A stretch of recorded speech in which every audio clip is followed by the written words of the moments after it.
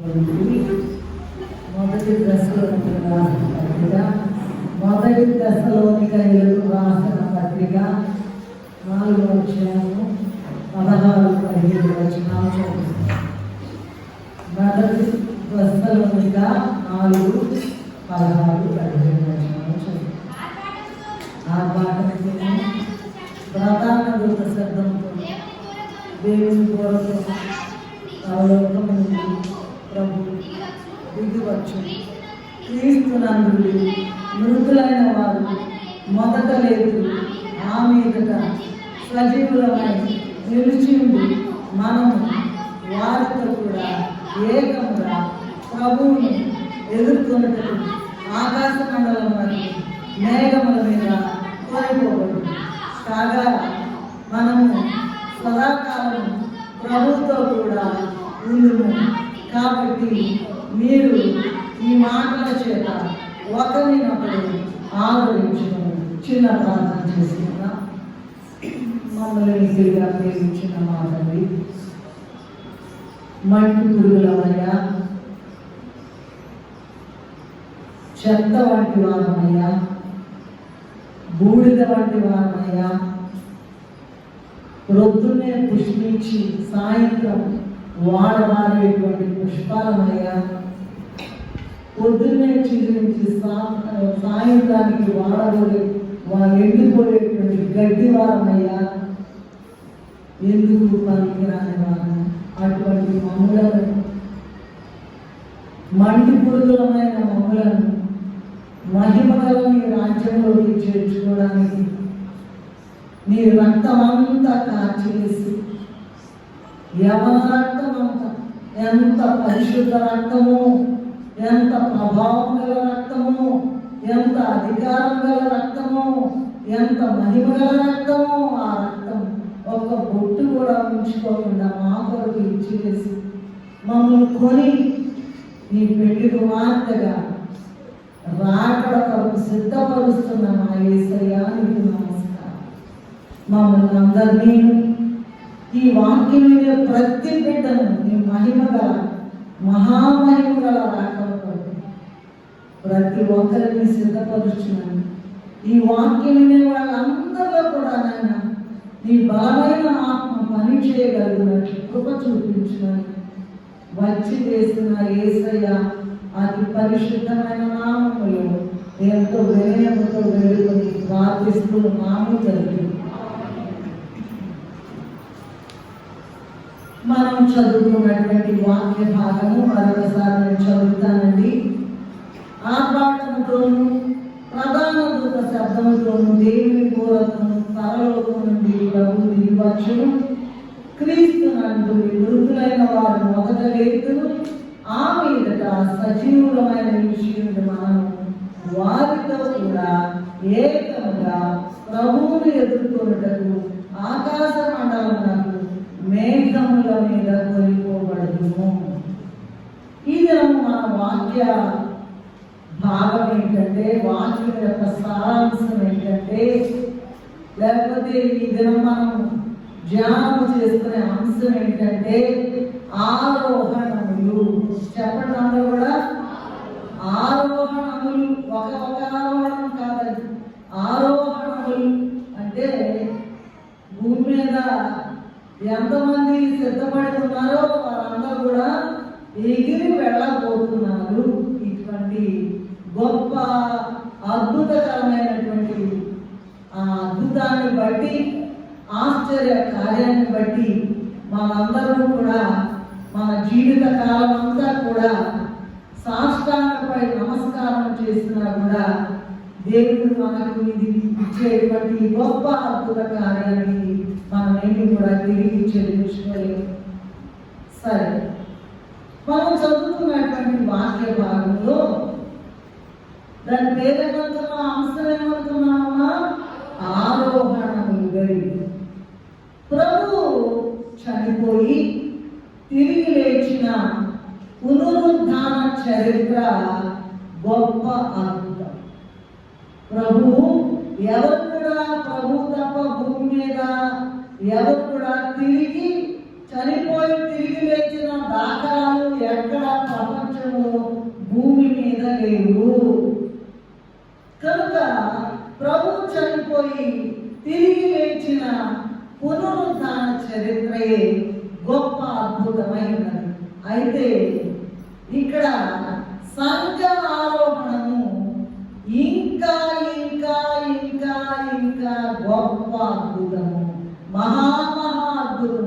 ఎవరా సంఘారోహణం అంటే? నీవు నేనే. ఎవరండి? నీవు నేనే. ఎందుకంటే అసలు చూడండి, ప్రభు చనిపోయి తిరిగి లేచారని రుజువులు ఏమన్నా మాకు చూపించండి అని కొంతమంది అడుగుతారు. డౌట్. దేవుని ప్రేమ ఇదిగో అనేటువంటి పాటలో మనం పాడుకున్న దాంట్లో 11 మారులు వారాలు ప్రత్యక్షమైన యేసు పరలోకమునకెళ్ళెను, తన వార్త ప్రకటించుమని పలికెను అని ఎన్నిసార్లు కనిపించారంటండి? చనిపోయి తిరిగి లేచిన తర్వాత ఎన్నిసార్లు కనిపించారంటండి? 11 మారులు, 11 సార్లు కనపడి ప్రత్యక్షమై ఇదిగో నేను లేచాను, ఇదిగో రుజువు అని ప్రభు వారితో మాట్లాడారు.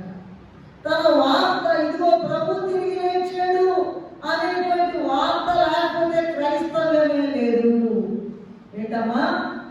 ఎవరు కూడా మనుషులాగా మనలాగా చనిపోయి మామూలుగా సమాధిలో పెట్టబడితే ఈ సువార్త లేదు, ఈ క్రైస్తవ్యం లేదు, ఈ మార్గం లేదు, ఏమీ లేదు, ఏమీ లేదు, ఏమీ లేదు. ప్రభువు చనిపోయి 3వ దినాన తిరిగి లేచి తన శిష్యులైన వారికి 11 మారులు 11 సార్లు కనిపించారు. ప్రభు తిరిగి లేచిన తర్వాత ఈ భూమి మీద 40 దినాలు ఉన్నారటండి. ఎన్ని రోజులు ఉన్నారమ్మా? కొంతమంది ఏమంటారంటే ఒక అద్భుతం అండి, చనిపోయారు అన్ని రెడీ చేశారు సమాధి తీసుకెళ్ళడానికి, వెంటనే లేచారు అంటారు. మళ్ళా వెంటనే అదేదో ఒక ఒక కెమికల్ యాక్షన్ లాగా లేచి మళ్ళీ చనిపోవాలి. అలా కాదండి. ప్రభు 24 hours జీవిత కాలం అంతా ఎవరికి ఎలాగూ కనపడి మట్టి పురుగులమైన మనలను ఎలా పరలోకానికి తీసుకుని వెళ్ళాలో ఆయన సిద్ధపరచడానికి ఈ గొప్ప రుజువులు మనకి చెప్పి ఉన్నారు. ప్రభు చనిపోయి తిరిగి లేచిన తర్వాత భూమి మీద 40 దినాలు ఉన్నారటండి. మొట్టమొదట మగ్దలేనే మరియకు కనిపించారు, ఆ తరువాత శిష్యులకు కనిపించారు, ఆ తరువాత ఒకేసారి 500 మందికి కనిపించారు. ఈ మాట మీరు చూసుకోవాలంటే 1 కొరింథీయులకు రాసిన పత్రిక 15వ అధ్యాయము 6వ వచనంలో మీరు చూసుకోవచ్చు. అమ్మ, అక్కడ కూర్చున్న వారు దయచేసి ఎవరైనా బయట నుంచి వస్తే వాళ్ళు రావాలి కదా, దయచేసి ముందుకు వచ్చి కూర్చుంటే బాగుంటుందేమో అని నేను విజ్ఞప్తి చేస్తూ ఉన్నాను. అంటే వచ్చే వారికి ఆటంకం లేకుండా. ఓకే, సరే. 1 కొరింథీయుల పత్రిక 15వ అధ్యాయం 6వ వచనంలో మనం చూడగలం ఎంతమందికి ఎలా కనిపించారు. చాలా మీరు చదువుకోండి. అసలు ఈ ఆరోపణము అనుకుంటున్నాను కదా, ఆరోపణం అంటే ఏంటి చెప్తారా? ఆరోపణం అంటే ఏంటి అంటే వెరీ గుడ్. టీచర్ గారు అంతా ఫస్ట్ ఉంటారండి అన్నిటికన్నా. నేనే మనసేగా మాట్లాడాలి, మొట్టమొదటి చెప్పేస్తాను. నేను ఎందుకు చెప్పాలి అనుకోరండి. చాలా ఆ బిడ్డకి చాలా ముందు ఉంటారు. చాలా సంతోషం. సరే, ఆరోహణము అంటే ఎగిరి వెళ్ళడం. చెప్పండి అందరూ, ఎగిరి వెళ్ళడం. ఏంటండి? మనుషులు ఎగిరి వెళ్తారా? వెళ్తారా? రకరకాల పక్షులు చూస్తూ ఉంటాము. పక్షులు ఎగిరి వెళ్తాయి, కాకులు ఎగిరి వెళ్తాయి, గ్రద్దలు ఎగిరి వెళ్తాయి. ఇంత లావుంటే మనం ఎగిరి వెళ్తామంటారా? చెప్పండి, ఎగిరి వెళ్తామా? ఏం నిజమా? ఎగిరి వెళ్తామా? చెప్పండి. కష్టమండి. 70 కేజీలు, 80 కేజీలు, 90 కేజీలు, 100 కేజీలు కూడా ఉంటారు, 100 పైన కూడా ఉంటారు. ఇంత లాభాలు ఎగిరి వెళ్తారా? ఎగిరి వెళ్తారు. అదే వాళ్ళ వాక్యం. మొదటి కొరింథీయులకు రాసిన పత్రిక 15వ అధ్యాయము 50-51 వచనాలు చదివినట్లయితే దయచేసి నాకు సహాయం చేయండి. సహోదరులారా, నేను చెప్పున్నది ఏమనగా, రక్త మాంసములు దేవుని రాజ్యమును స్వతంత్రించుకొన నేరము, శైలతాక్షేతును స్వతంత్రించుకోదు. ఇదిగో మీకు ఒక మర్మము తెలుపుచున్నాను, మనందరము నిద్రించము. నిద్రించడం అంటే ఏంటండి? చచ్చిపోవడం. నిద్రించము కానీ నిమిషములో ఒక రెప్పపాటున కడమూడమోగగాని మనమందరము మార్పు పొందుదుము, ఘోరము రోగుము. అప్పుడు మృతులు అక్షయులుగా లేపబడుదురు, మనము మార్పు పొందుదుము. ఏముందండి? ఒక్క క్షణంలో, క్షణం కూడా కాదు, ఒక సెకండ్లో 11వ భాగంలో ఎగిరి వెళ్ళిపోతామట మనం. సరే, కొన్ని రుజువులు కావాలి కదండి. ఇప్పుడు ప్రభు బెత్లెహేములో పుట్టారంటే ఇప్పుడు ప్రపంచవ్యాప్తంగా వాళ్ళకి టూరిజం నుంచే ఎక్కువ ఆదాయం వస్తుంది. ఏంటో చూసుకోవచ్చు అందరూ. It is an open Bible అంటారు. ఏమన్నారండి? బైబిల్ని తెలిసి చూస్తే ఎన్ని ప్రాంతాలు ఉంటే అక్కడికి వెళ్ళి యెరూషలేముని చూడొచ్చు మీరు.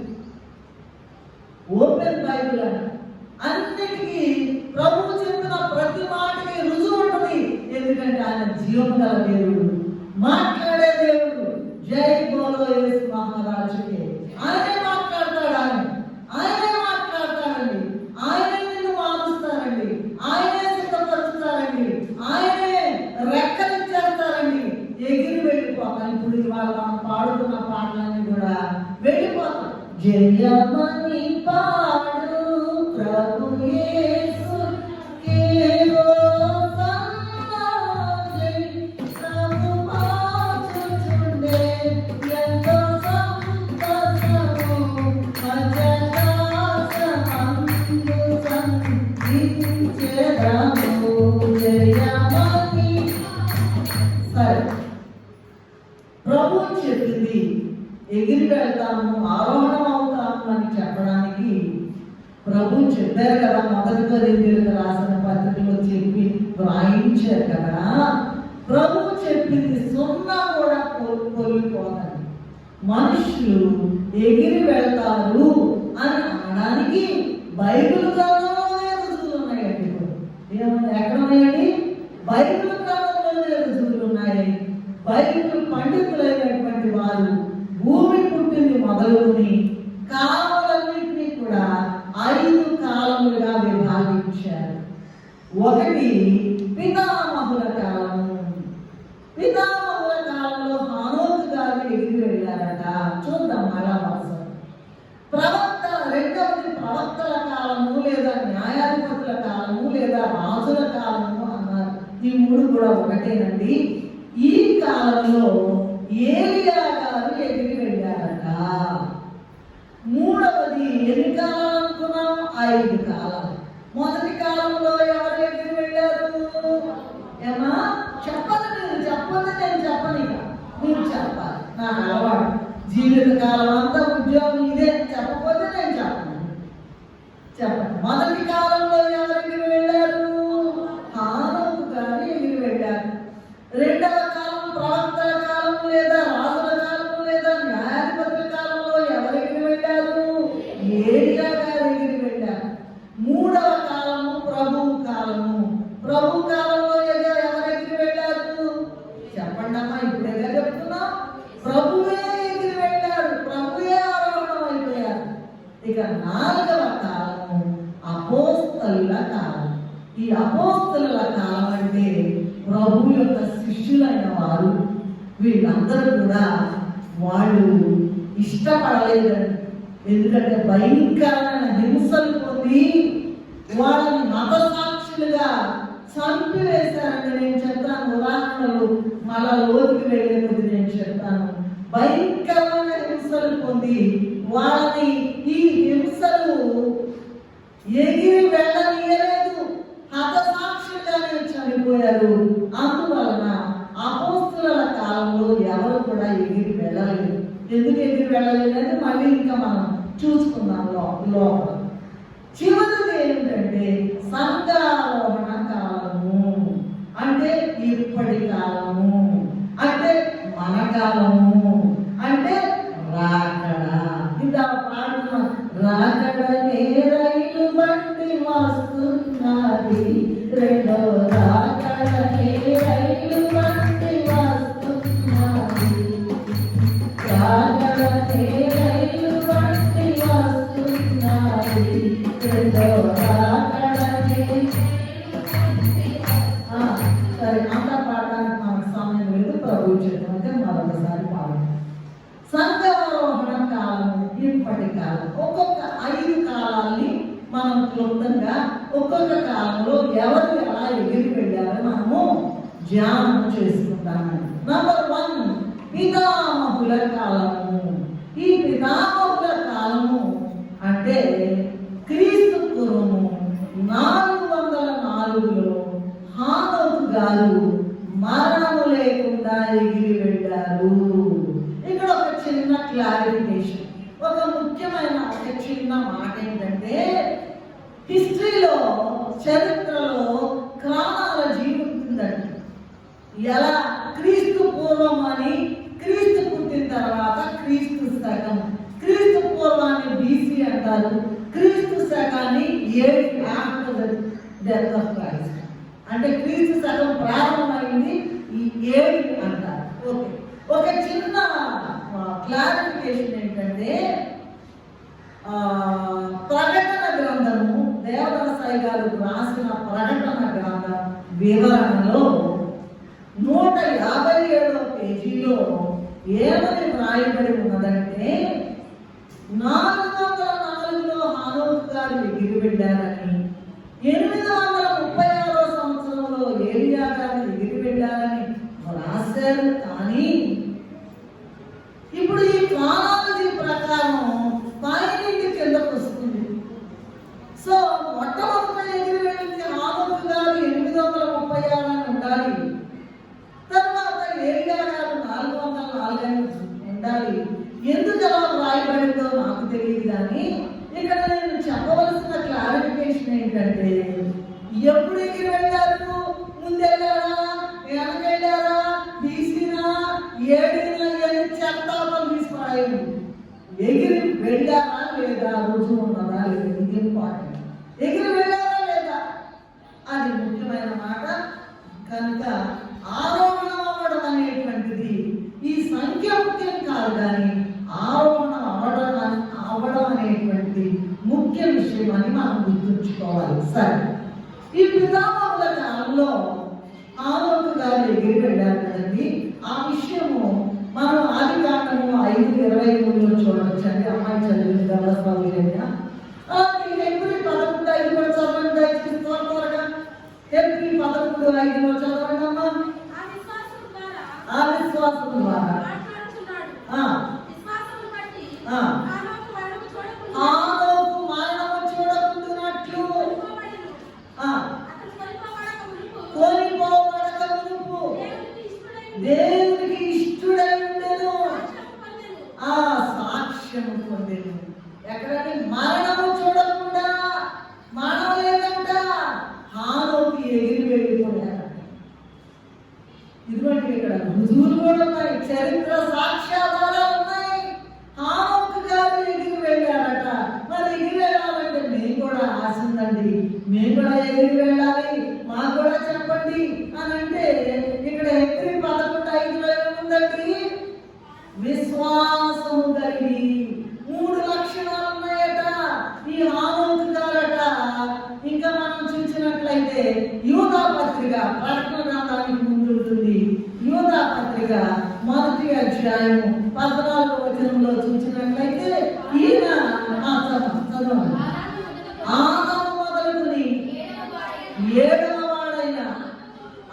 చాలా ఆదాము గారట ప్రవక్తకండి. ఈయన ఆదాము పుట్టిన తర్వాత 7వ వాడుగా హానోకు గారు ఉన్నారని యూదా పత్రిక 1వ అధ్యాయం 14వ వచనంలో ఉన్నది. జలప్రళయ కాలమునకు ముందు ఆరోహణం జరిగింది. ఈయన ఎగిరి వెళ్ళడానికి ఆరోహణం జరగడానికి 3 లక్షణాలంట. అందరూ అనుకుంటారు, మాకు కూడా చెప్పండి, మేము కూడా ఎగిరేస్తాం ఆనుకులాగా అనుకోవచ్చు. 3 లక్షణాలట. నంబర్ 1 విశ్వాసము. నంబర్ 2 దేవునికి ఇష్టడై ఉన్నాడట. ఎబ్రీ పత్రికలో చూచాము. విశ్వాసం కలిగి ఉన్నాడట, దేవునికి ఇష్టడై ఉన్నాడట. 3వది దేవునితో నడచిన వాడట. దేవునితో నడచాడు. అయితే ఇవన్నీ మాకు కూడా ఉన్నాయండి. ఇవన్నీ మాకు కూడా ఉన్నాయి. అయితే ఇవన్నీ అందరికీ ఉండొచ్చు అంట. కానీ దేవుని ఇష్టంలో ఎవరున్నారో వాళ్ళే ఎగిరి వెళ్తారు. ఎవరిని కరుణించును వారిని కరుణించును అని చెప్పాడు కనుక సాష్టాంగపడి రాత్రి మగడు నన్ను తీసుకెళ్ళాయా. విమాన ప్రయాణం కన్నా చాలా గొప్పదండి రాకడలో ఎగిరి వెళ్ళారు. విమానమే ఉంది, జెట్ విమానాల కన్నా ఇంకా గొప్పది. జెట్ విమానాలు ఆలస్యం అయిపోతాయి. ఒక్క రెప్ప పాటులో సెకండ్లో గంట 40 నిమిషాలు, నిమిషానికి 60 సెకండ్లు, 1 సెకండ్లో 11వ భాగము రెప్ప పాటు కాదు.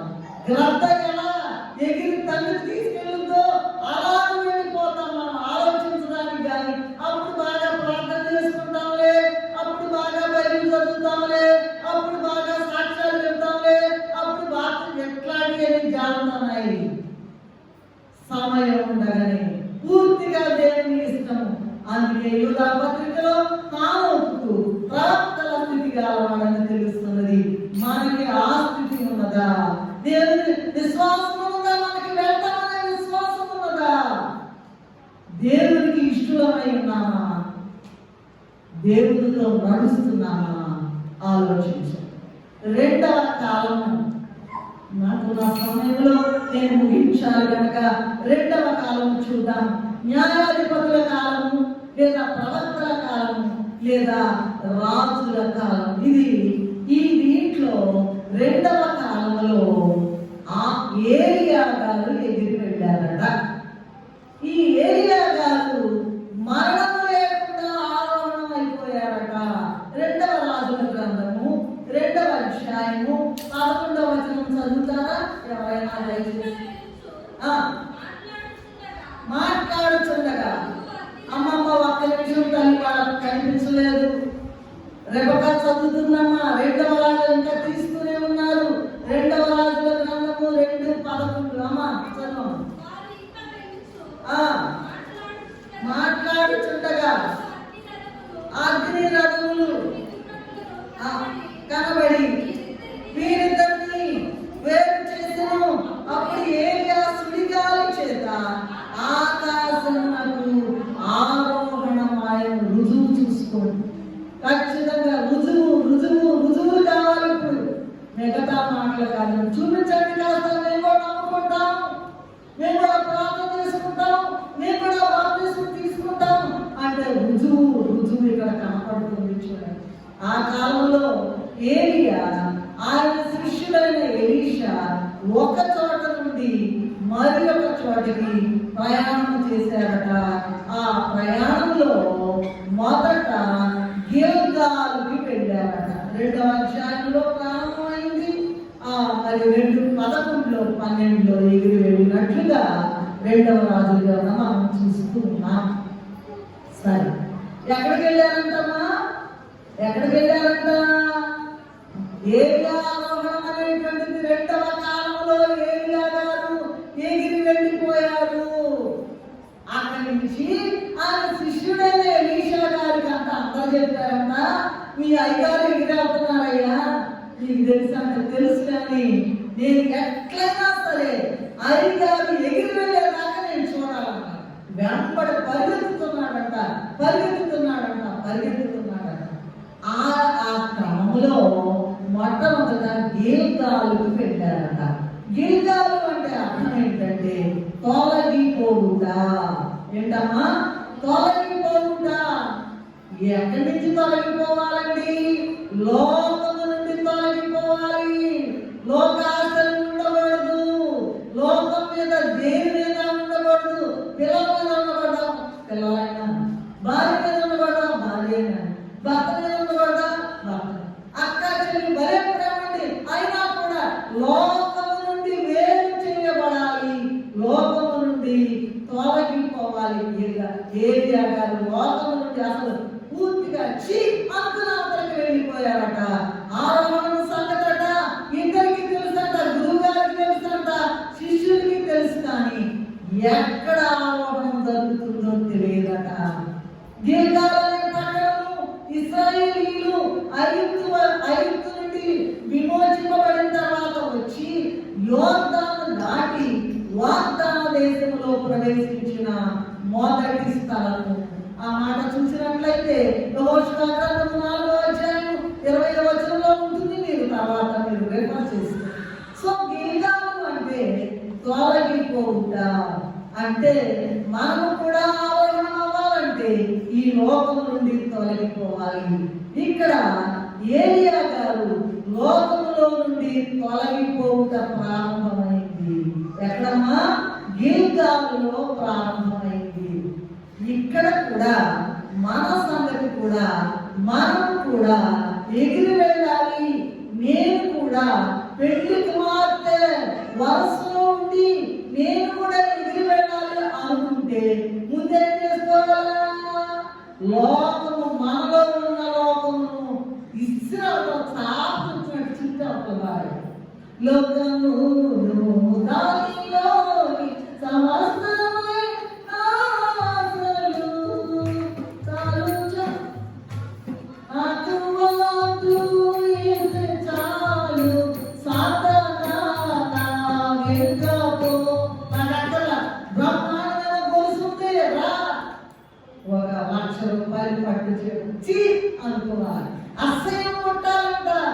ఏమి పంచలక్ష పరమాణాలు వచ్చి అనుకోవాలంట. ఆ స్టేట్ ప్రారంభం అవితేనే మనం రాకడలో ఎగిరి వెళ్తాం. కనుక లోకములు తొలగించుకోవాలి. నాకు ఈ లోకంలో ఉన్న దానిలోని సమస్తమైన ఆశలు నాకు వద్దు వద్దు వద్దు. ఏసే చాలు. సాతానా నా వెనుక. సాతాను ఇదిగో చెప్తా ఉంటుంది, ఇది బాగుంది కదా, అది బాగుంది కదా, నోరు పూసుకుని ఆపలకి వెళ్ళమని సాతాను కాలుతో తొక్కి వేసేయాలట లోకము. అప్పుడు ఎగిరి వెళ్తాం. ఏరియా ప్రవక్తగారు మరి రాకడ ఆరోహణ అవడానికి ముందు ఆయన గిల్గాలులోకి వచ్చారట. గిల్గాలు అంటే తొలగిపోవుట, లోకం నుంచి అవకాశం. రెండవది చూసినట్లయితే మీరు అది తీసుకొని ఉంచుకోండి. 2వ రాజగ్రంథం 2వ అధ్యాయం మొదటి నుంచి చూసుకోండి. రెండవది చూసుకున్నట్లయితే బేతేలు దగ్గరికి వచ్చారట. బేతేలు అంటే దైవ మందిరము. లోకం వదిలిన తర్వాత దైవ మందిరంలోకి రావాలట. వద్దు వద్దు, ఏమొద్దు, లోకంలో మందిరంలోకి వచ్చి పడి ఆయన గుమ్మం దగ్గర, ఆయన యొక్క గడప దగ్గర కాచుకుని ఉండండి. ఎప్పుడు వస్తుందో రాక మనకు తెలియదు. ఈ బేతేల్లోనంట పూర్వం అంట యాకోబు గారు దైవ మందిర ప్రయాణం చేశారనే మాట ఆదికాండ గ్రంథము 28వ అధ్యాయం 19వ వచనంలో ఉన్నదండి. లోకమును విడిచిన తర్వాత దైవ మందిరము హత్తుకొనవలెను. మందిరమే మందిరమే మందిరమే. ఇశ్రాయేలు ఏం చేశారండి? వాళ్ళ చూపంతా సాక్ష్యపు గుడారం మీదే ఉండేదట. ఎప్పుడు పైకెత్తబడితే మేము అప్పుడు బయలుదేరేవాట. మేము ఆగితే వాళ్ళు కూడా ఆగిపోయేవారట. ఇక్కడ సరే గిల్గాల్లో జరగలేదు, బేతేల్లో జరుగుతుందేమో అనుకుంటే అక్కడ కూడా జరగలేదట.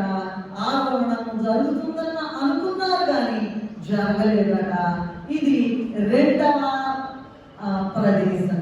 ఏలియా గారు ఆరోహణం అవ్వడానికి ముందు నంబర్ 1 గిల్గాలు, నంబర్ 2 బేతేలు. మూడవది ఇక జరగలేదు కదా, మళ్ళా బయలుదేరారంటే యెహోషువ గ్రంథం 6వ అధ్యాయం 15-20లో చూసినట్లయితే ఎరికో విషయం రాయబడి ఉన్నది.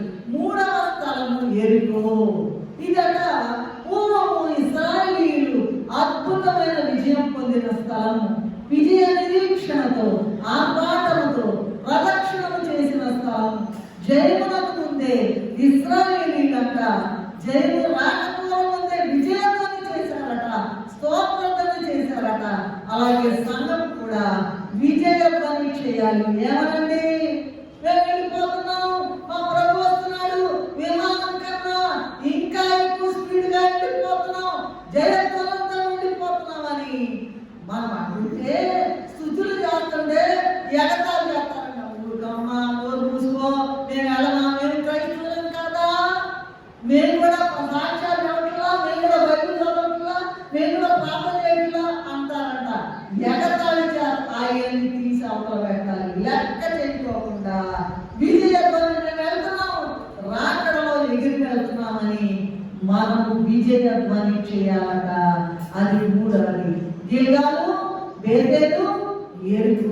నాలుగవది వచ్చినట్లయితే యోర్దాను. యెహోషువ గ్రంథము 3వ అధ్యాయం 11 నుంచి 17 వరకు చూసినట్లయితే ఇది పాలస్తీనాలో ఒక ముఖ్యమైన స్థలంగా పరిగణించబడుతూ ఉన్నది. ఇక్కడ ఇశ్రాయేలీయులట అద్భుత రీతిగా యోర్దాను నది దాటారట. మనము కూడా ఎన్ని ఆటంకాలున్నా నది దాటుట కష్టమని అనుకోకూడదటండి. మనకు కూడా ఇప్పటి కాలంలో రాకడలో ఎగిరి వెళ్ళం. ఎలాగండి, ఎలా ఎగిరి వెళ్తాం, ఎంత అనుకోమాకండి. ఎగిరి వెళ్తాం ఎట్లాగని విశ్వాసులైన వాళ్ళు అనుకోకూడదటండి. దేవునికి అసాధ్యమైనది ఏది కూడా లేదు. ఏలియా గారు ఎత్తబడుట ఎక్కడే అనుకున్నారు కానీ అక్కడ కూడా జరగలేదట. గిల్గాల్లో జరగలేదు, బేతేల్లో జరగలేదు, తర్వాత ఎరుకోలో జరగలేదు, యోర్దానులో కూడా జరగలేదు.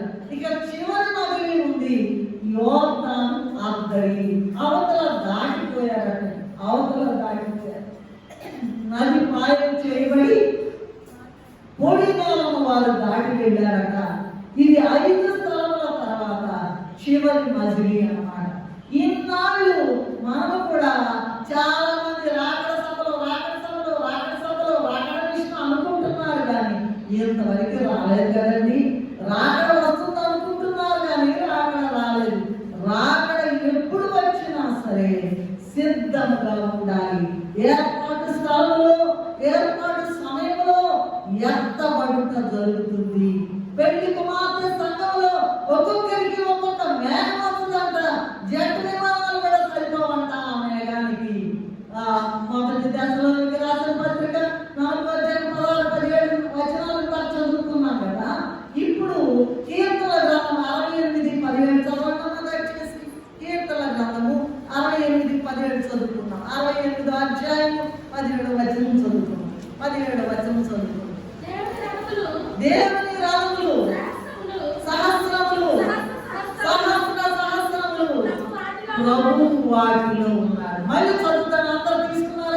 అందరు తీసుకున్నారా లేదా చూడండి అమ్మా. దేవుని రథములు అంటే ఏమనుకున్నారు? నా కోసం, నీ కోసం, అందరి కోసం, ఎవరిని వదిలిపెట్టరు. నా కోసం, నీ కోసం వచ్చేస్తున్న దేవుని రథము. సహస్రము అంటే అది నాగేశ్వరి వాళ్ళ మనవరాలు. సహస్ర అంటే 1000 సహస్రములు, 1000 దేవుని రథాలు వచ్చేస్తున్నాయట. ప్రభు వాటిలో ఉన్నాడు అనేటువంటి మాట ఉన్నది.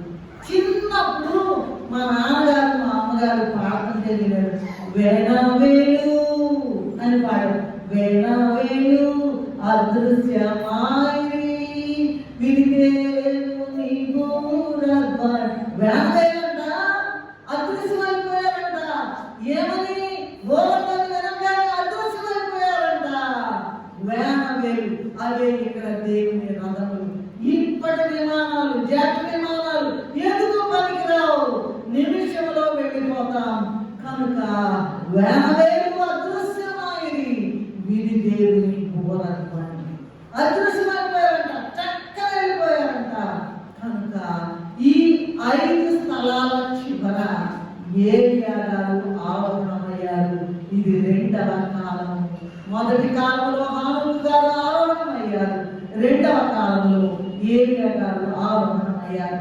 మూడవది చూసినట్లయితే ప్రభు యొక్క ఆరోహణము లూకాసు వార్త 24వ అధ్యాయం 5వ వచనంలో చూడొచ్చు. అలాగే అపోస్తల కార్యగ్రంథము 1వ అధ్యాయం 10-11 వచనాలు ఎవరైనా చదువుతారమ్మా? అపోస్తల కార్యం 2 చదువుకోవచ్చు, మరి 1 చూద్దామంటే సమయాభావాన్ని బట్టి. అపోస్తల కార్యములు 1వ అధ్యాయం 10-11 వచనాలండి. ఆయన వెళ్ళుచుండగా ఇదిగో తెల్లని వస్త్రములు ధరించుకెళ్ళిన 2 మనుషులు వారి యొద్ద నిలిచి, గలిలయ మనుషులారా, మీరెందుకు నిలిచి ఆకాశం వైపు తేరి చూచున్నారు? మీ యొద్ద నుండి పరలోకమునకు చేర్చుకొనబడిన యేసే ఏ రీతిగా పరలోకమునకు వెళ్ళుట మీరు చూచితిరో, ఆ రీతిగానే ఆయన తిరిగి వచ్చునని వారితో చెప్పారు. లూకాసు వార్త చదువుతారా ఒకసారి? లూకాసు వార్త 24:5 చదువుతారండి.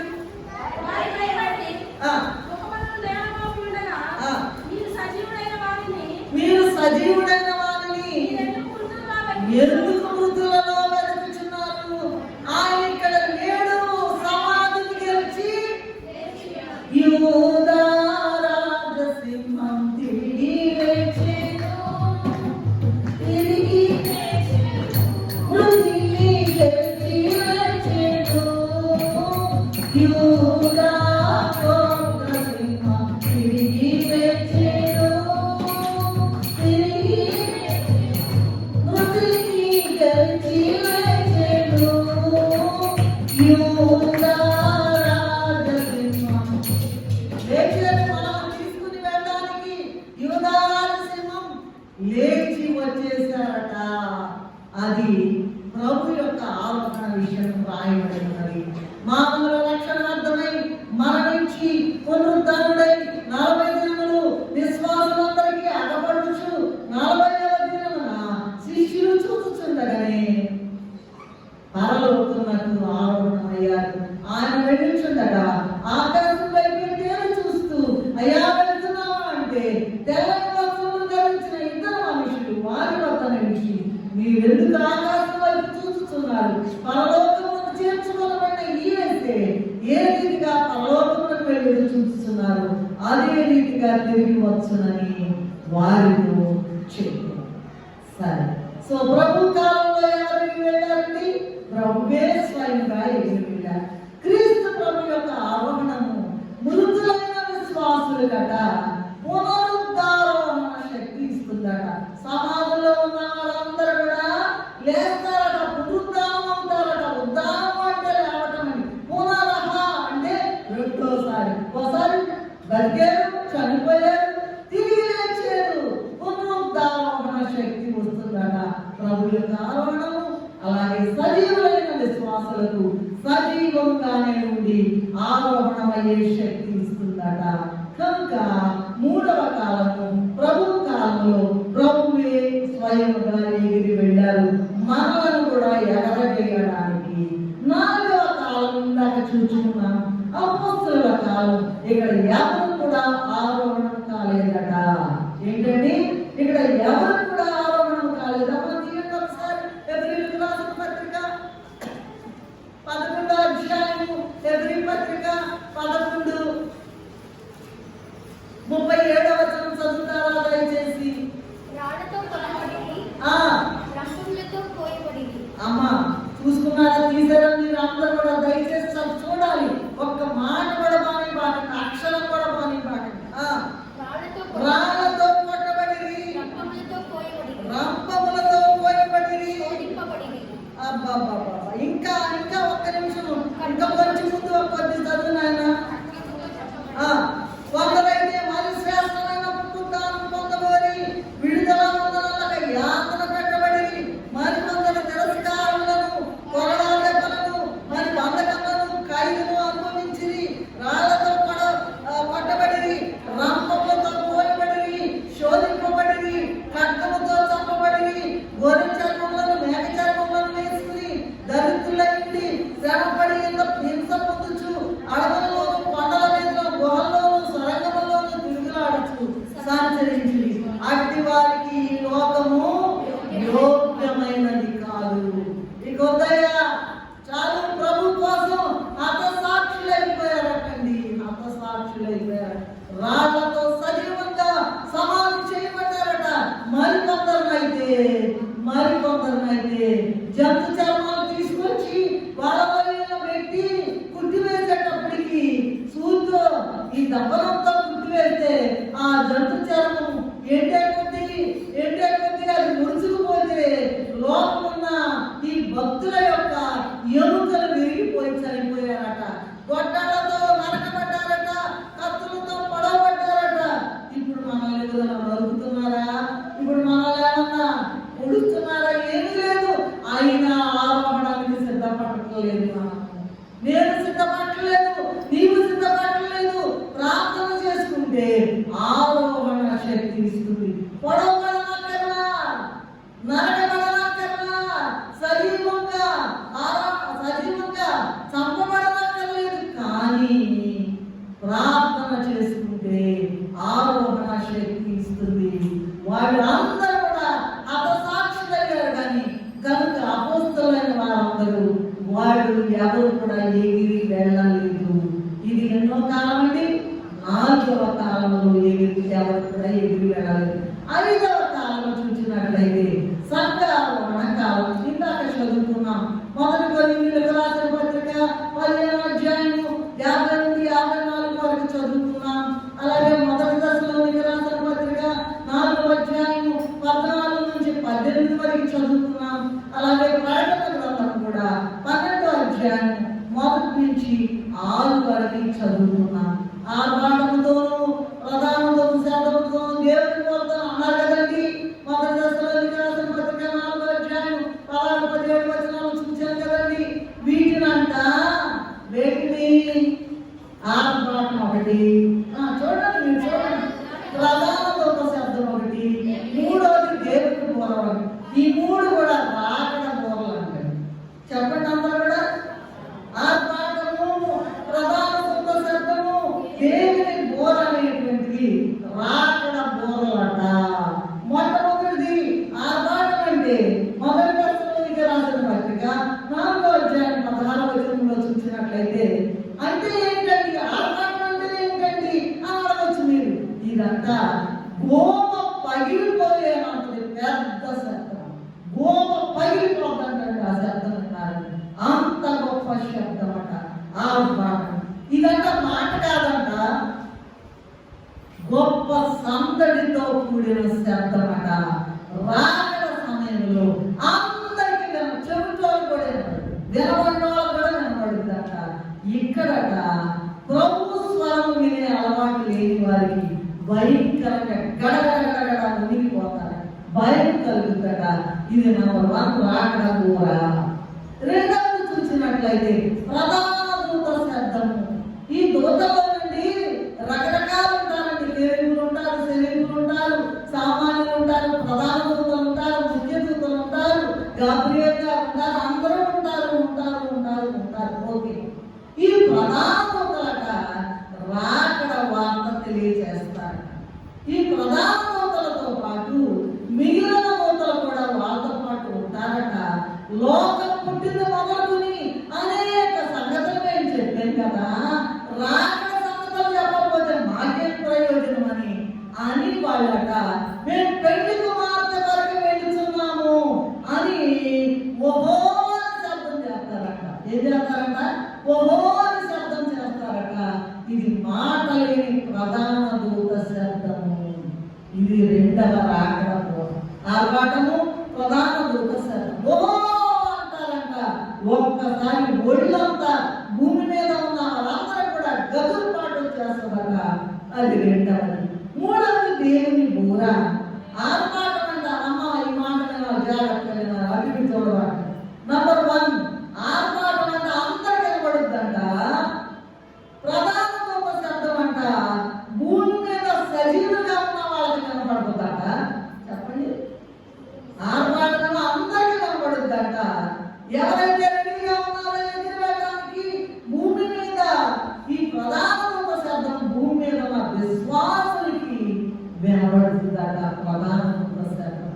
దేవుని బోరట రాకడకు సిద్ధపడ్డారు కానీ చనిపోయారు. రాకడకు సిద్ధపడి మృదులైన వారికి మాత్రమే కనబడుతుంది. ఈ బోర మోగగానే మృదులంట పరలోకానికి వెళ్ళిపోతారు. ఏం చేస్తారంటే ప్రభు శరీరము సమాధిలో ఉంది, ఆత్మ పరదైసులో ఉంది. అలాగే ఆత్మలు కూడా పరదైసులో ఉంటాయి. సమాధుల్లో ఆత్మలు ఉండవు కానీ ఆ ఎముకలు ఎండిపోయిన ఎముకలన్నీ ఉంటాయి. ఆత్మలంట పరదైసు నుండి వచ్చేసి సమాధుల్లో నుండి రెడీ. మనము మారేదము మానమిది గొప్పదే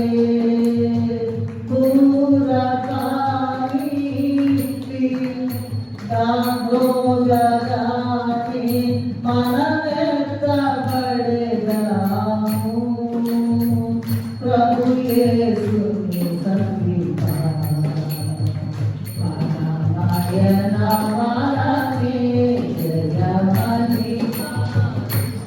ప్రభు యేసు ప్రభు ఎంతో సంతసము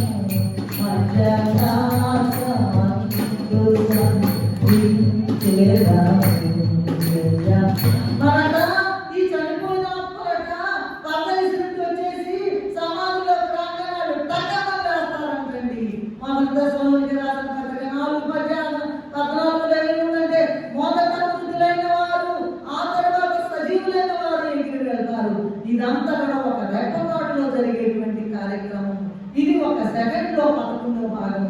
ఇది గ్రద్ద తన్నుకు పోయినట్లుగా ఉంటుంది. ఇదే సంగారోహణము. మరి మనం సిద్ధపడుతున్నాం. అప్పుడు చేసుకుంటాంలేండి అంటే కుదరదు. అప్పుడు మాట్లాడలేండి కుదరదు. ఇప్పుడే సమయం ఉండగానే కమ్ముకుంటూ వస్తుంది కళవరి దినము. అయ్యో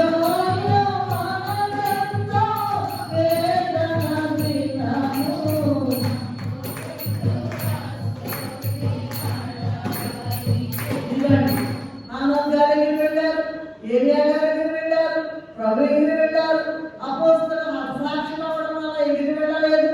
ఇక సంఘారోహణంలో ఆర్భాటము, ప్రధానమైన శబ్దము, దేవుని బోధకు ఇక రెడీగా అయిపోతారు. ఇక తర్వాత ఇది అయిపోయిన తర్వాత పరలోకంలో పెళ్లి కుమార్తె ఉంటుంది. గొర్రె పిల్ల వివాహం జరుగుతుందట. ఎందుకంటే యేసయ్య గొర్రె పిల్లగా శిలువ మీద దహనబలి తన యొక్క స్వంత రక్తం ఒక బొట్టు కూడా లేకుండా ఆయన రక్తమంతా దారిపోస్తేనే, అంటే ఆ రక్తంలో ఈ సంఘము కనబడింది. ఎవరి సంఘము చెప్పాలి? ఎవరి సంఘము? మీరు అదేనండి, సంఘంలో ఎగిరిపోయే వాళ్ళేనండి. అదేనండి, ఆయన మొత్తం రక్తం ఇచ్చేసాడండి. ఎవరు కూడా రక్తం లేదు. మొత్తం డబ్బులు కావాలంటే ఇస్తాను కానీ ప్రాణం ఎవరిస్తారమ్మా? మొత్తం రక్తము దారపోసాడట. ఆయన దారపోసిన ఆ రక్తముతో ఈ సంఘము నీవు నేను కొనబడ్డాము. అది ఇప్పుడు మనకు ఆలోచించవలసినటువంటి గొప్ప మాట. ఏముందంటే ఒక మాట, క్రీస్తు ప్రభువు తన రక్తమిచ్చి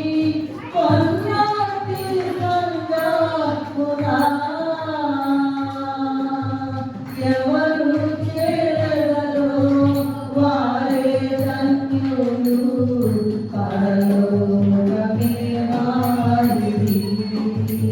ఎవరు చేరలో వారే ధన్యులు. రక్తంతో కొనబడాలి, రక్తంలో కడుగబడాలి. మనం పోయిన వారం చెప్పుకున్నాం. రక్త స్నానం చేయాలి. ప్రభు రక్త స్నానం వధించబడినట్లున్న గొర్రెపిల్ల రక్తంలో కడుగు పెడితేనే పరలోక ప్రవేశం. కనుక మనం ముఖ్యంగా ఆలోచించాల్సింది ఏంటంటే, ప్రభు యొక్క రక్తంలో కడుగు పడ్డామా? మన తలంపులు, మన చూపులు, మన క్రియలు, మన పడక, మన నడక, మన ఆలోచనలు అన్ని కూడా ప్రభు రక్తంలో కడుగబడాలి. ఎందుకంటే తెల్లారి పాపపు చూపులు, పాపపు క్రియలు, పాపపు పాపమే పాపమే, ఏడు పాపమే కనుక ప్రభు యొక్క రక్తంలో కడగబడాలి. యూదులు అటండి, ఆయన స్వంత మనుషులట, ఆయన స్వజనులంట, ఈయనంట లోకరాజుని తప్పుగా అభిప్రాయపడ్డారంట. ఈయన కాదని మెస్సియ, ఇంకొక ఆయన వస్తాడని లోకరాజుని తప్పుగా అభిప్రాయపడి ఆ భాగ్యాన్ని పోగొట్టుకున్నారు. మళ్ళా ఏడేళ్ల శ్రమకాలంలో వాళ్ళు రక్షింపబడ్డారు. అప్పుడట భయంకరంగా గుండెల బాధకుని వేస్తారు. మేము నమ్ముకోలేదే, మేము ప్రార్థన చేసుకోలేదే, మేము బాప్తిసం తీసుకోలేదే, ఆయన రక్తంతో శుద్ధి చేయబడలేదు, రొమ్ము కొట్టుకుని ఏడుస్తారట. ఆ కాలంలో వాళ్ళు మరి లేకపోతారని వాళ్ళు పోగొట్టుకోవడం వలన మరి అప్పుడు మరలా దేవుడు వారికి అవకాశం ఇస్తాడంటే యూదులైన వారికి. మనం ఏమాత్రం కూడా ప్రేమ తగ్గిందంటే ప్రభు మీద ఆ వరుసలో చేరలేము. కొన్ని పెళ్లి కుమార్తెకి ఉండవలసిన లక్షణాలు తెలుసుకుని మనం ముగించేస్తున్నామండి. 4 లక్షణాలు ఉన్నాయి. నంబర్ 1 ఏంటంటే రాకడను గురించి పూర్తిగా తెలుసుకోవాలి. నీవు తెలుసుకున్నావా లేదా? రాకడ అంటే ఏంటి నువ్వు తెలుసుకున్నావా? నువ్వు తెలుసా? నీకు నంబర్ 1 తెలుసుకోకపోతే ఇప్పుడు ప్రారంభించండి. రెండవది విన్నపము. మొదటి ఏంటండి? విజ్ఞానము. రాకడ గురించి పూర్తిగా తెలుసుకోవాలి. రెండవది విన్నపము. ప్రార్థించవలసిన సంగతులన్నీ ప్రార్థించాలి. మనం అంట రాకడలో ఎదురు వెళ్ళాలంటే చాలా ప్రార్థన చేయాలంట. ఏం చేయాలి? ఇప్పుడే తెలుసుకునే సమయం ఉండగానే, దీపం ఉండగానే, ఇల్లు చక్కబెట్టుకోవాలన్నట్టుగా ఇప్పుడే తెలుసుకోండి. విజ్ఞానము, విన్నపము. మూడవది విశ్వాసము. ప్రభువులను పెళ్లి కుమార్తె వరుసలో చేర్చుకుంటారని నమ్మాలి. దేవశ్రయ్య రాశారు కదండి, నన్ను నా వాక్యమును నన్ను నా వాక్యమును సభను చేసిన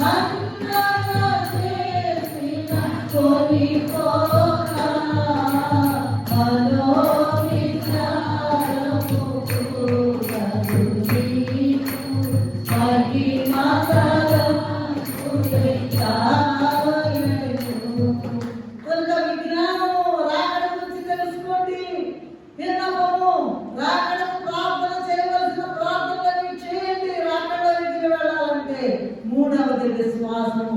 నన్ను ఖచ్చితంగా ప్రభువు తీసుకుని వెళ్తాడు అని నమ్మాలి. నాలుగవది విధేయత. విధేయత అంటే వాక్యం చెప్పిన రీతిగా, అంటే ప్రభు చెప్పిన రీతిగా చేయాలి. మత్తయి సువార్త 25వ అధ్యాయంలో మనందరికీ తెలుసు, బుద్ధి లేని కన్యకలు, బుద్ధిగల కన్యకల గురించి రాయబడి ఉన్నది. అందరూ సమానమేనంట.